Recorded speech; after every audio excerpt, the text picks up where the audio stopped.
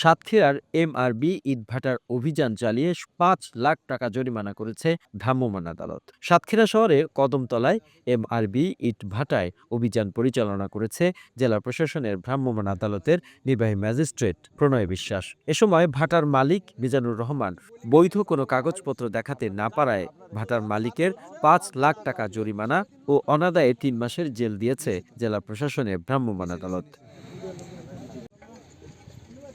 সাতক্ষীরা জেলা প্রশাসনের ভ্রাম্যমাণ আদালতের নির্বাহী ম্যাজিস্ট্রেট প্রণয় বিশ্বাস জানান, কদমতলায় এমআরবি ইটভাটা মালিক মিজানুর রহমান দীর্ঘদিন অবৈধভাবে ইটের ভাটার ইট তৈরি করে বাজারজাত করে আসছে। ভাটার মালিক মিজানুর রহমান বৈধ কোনো কাগজপত্র দেখাতে না পারায় ভাটার মালিক ৫ লাখ টাকা জরিমানা অনাদায়ে ৩ মাসের জেল প্রদান করা হয়েছে। পরে তিনি জরিমানার ৫ লাখ টাকা পরিশোধ করেছেন।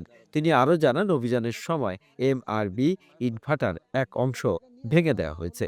এখানে ইটভাটার পরিবেশের লাইসেন্সও নেই, এখানে আমাদের জেলা প্রশাসনের যে লাইসেন্স সেটাও নেই।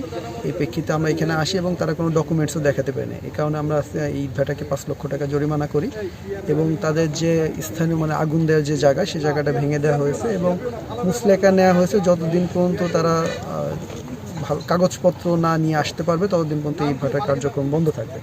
এটা আমাদের ইটভাটার বিরুদ্ধে নিয়মিত অভিযানের অংশ এবং আমাদের এই অভিযান এখন থেকে অব্যাহত থাকবে। এ সময় সাতক্ষীরা পরিবেশ অধিদপ্তরের সহকারী পরিচালক সর্দার শরীফুল ইসলাম উপস্থিত ছিলেন।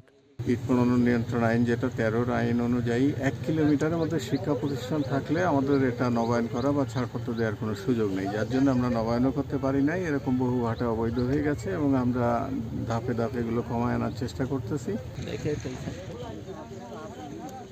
The news Bangladesh desk report.